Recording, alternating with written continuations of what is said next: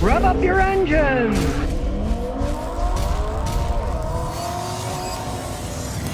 Barack says, Scotty, one of my friends works alongside Elon Musk and knows him personally. He asked him if he'd like to do an interview with you. Would you like to interview Elon Musk? Sure, it'd be a scream, but I doubt if the guy wants to talk to me.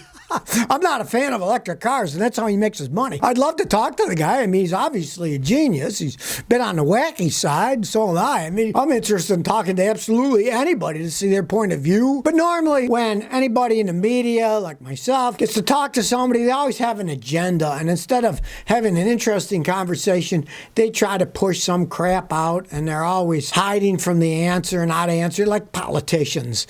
You can never get a straight answer from them. They'll always obfuscate everything and run circles. They're not going to answer your actual question because they never want to tell the truth to anybody. Dave Hassel says, Scotty, I got a 2013 Ford Escape. I had some vibration when I accelerated. I changed the battery, the vibration went away. Is this a fluke? How could that happen? Oh, very easily.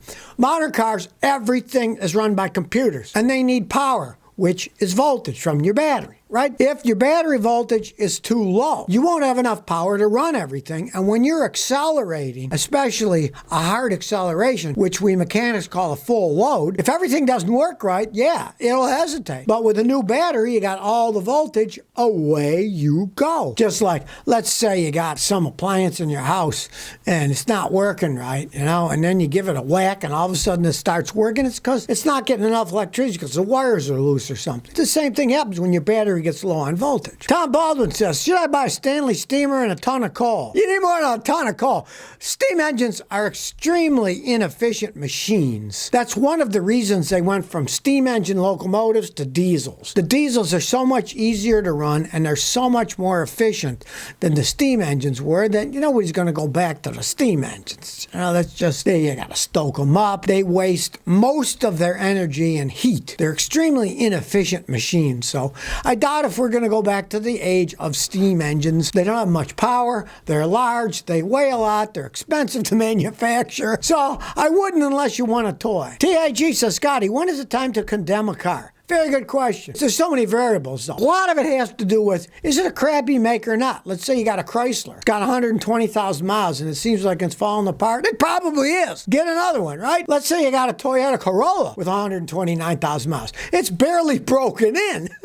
Maybe it just needs a MAF sensor, or an air filter, or a fuel filter, All depends on the vehicle. By a rule of thumb, though, if you got to spend more money than the car's worth, it is not worth doing in the long run.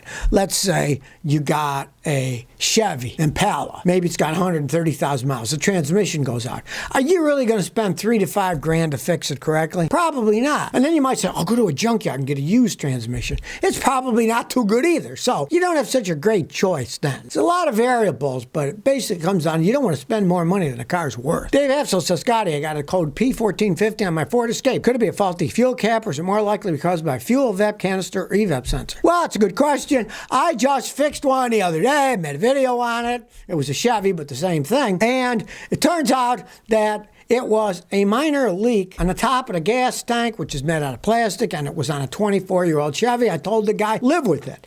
You couldn't smell gasoline. It wasn't leaking gasoline, but the evap system had a leak. And what I did was I put my smoke machine. All American cars have an evap test valve. It's usually got a blue cap. You unscrew it, then there's a bicycle valve in it. You unscrew that, then you put a smoke machine in that hole and you run the smoke. Wherever the smoke comes out, there's a leak. Now, you want to just change the gas cap. Simple, tighten it up, right? Might fix it. If not, then you got to get a smoke machine and check for leaks, or you're just going to be guessing. The guy who had the Chevy that I just told you about, he guessed with just about every part. He put on a gas cap. He put on an evap canister vent valve. He even bought an evap canister. Spent all their money, didn't fix anything. Then when he brought it to me, it took me 10 minutes. Tested it. The gas tank got a minor leak, and he lives in Tennessee where they don't do emissions testing, so he's just going to live with it. Frank's Pickle Barrel says, my 2013 Ford Expedition is my last American car I'll ever buy. Toyota Camry and Honda Odyssey have been spectacular cars that I own. Yeah, it's unfortunate, but the Americans, they don't compete with the Japanese. The Japanese just do such a better job making their vehicles. That's just the way it is. Sad, but true. I met an engineer years ago, and he told me, Scotty, and this was, about 40 years ago. Even then,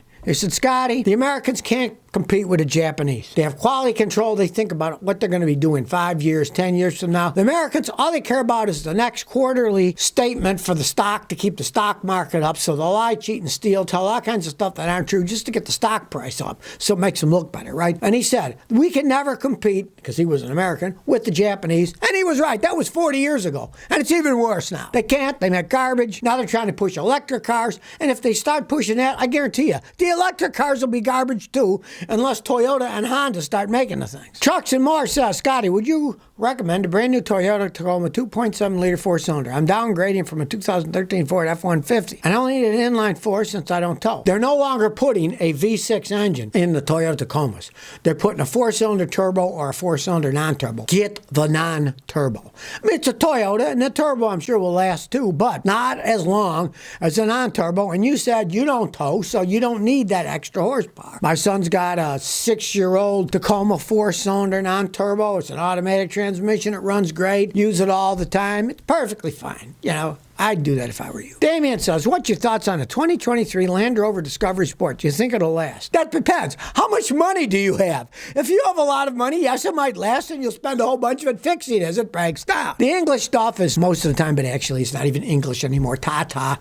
The Indian company in India owns Land Rover Jaguar. Now, I believe the Chinese own 50% of it or something. But regardless, if you're going to get a Land Rover, get a diesel Land Rover. My neighbor in Rhode Island has a diesel one. It's great. The gasoline ones are rolling piles, but the diesel ones, they're actually decent. If you can get a diesel one, you live in Europe or someplace, but if you're in the United States, you got to get a gasoline one, don't. Get a Toyota if you got to get a gasoline one. But if you can get a diesel one, they're okay. The gasoline ones are endless money pits. Honda fan 123, Scotty, how often should I take my Honda to automatic transmission fluid? You know, it's a Honda. I would do it every 30,000 miles for two reasons. One, their automatic transmissions have always been a little bit on the weak side. But Hondas are so easy. All they have is an empty hole.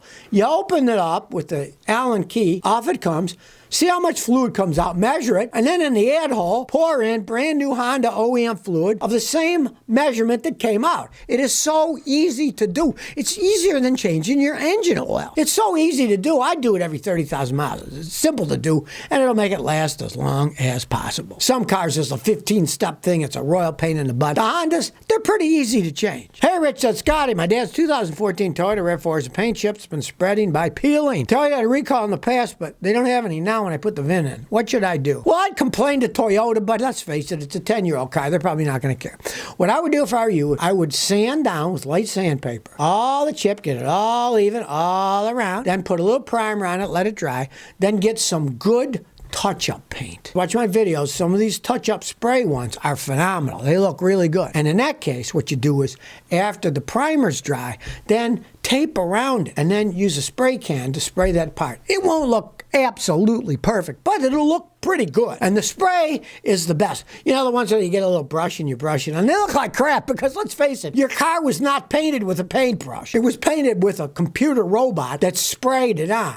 It's sprayed on. And if you want to touch it up and make it look good, you really have to spray it on. You know, I mean, if you're doing the bottom of the bumper or something, sure, get a brush and do it. Who sees it, right? But if it's where you see it, you got to use a spray can. Otherwise, it'll look horrible. Jeffrey Hughes says, Scotty, what are your thoughts on owning a retired Lincoln Town Car limo for personal use? Love the videos. Okay. They have full frames. Body bolts on the frame. They're excellent vehicles. The only thing is, they're rather large and heavy. In town, they're pretty much gas hogs. Now, all the later model ones on a highway, they had nice transmissions. You could get 25, 26 miles a gallon, which isn't bad for a big giant vehicle, right? The only thing is, how many miles are you willing to play with? If it was a limo and now it's being sold, you got to pay a guy like me, a professional mechanic, to check it out before you buy. We can put on our fancy scan tool within an hour. We can tell you everything that's good or bad about that vehicle. You don't want to buy it sight on scene without testing it, because you never know. When people use them for limo services, sometimes they get the heck beat out of them. Ryan Wiseman, who says, Scotty, I got an '01 Honda Civic with an AC that doesn't blow hot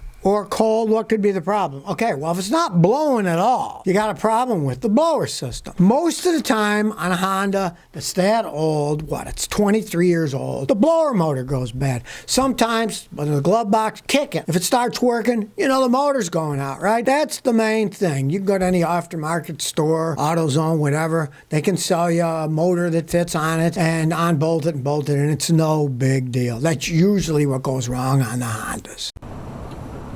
So if you never want to miss another one of my new car repair videos, Remember to ring that bell.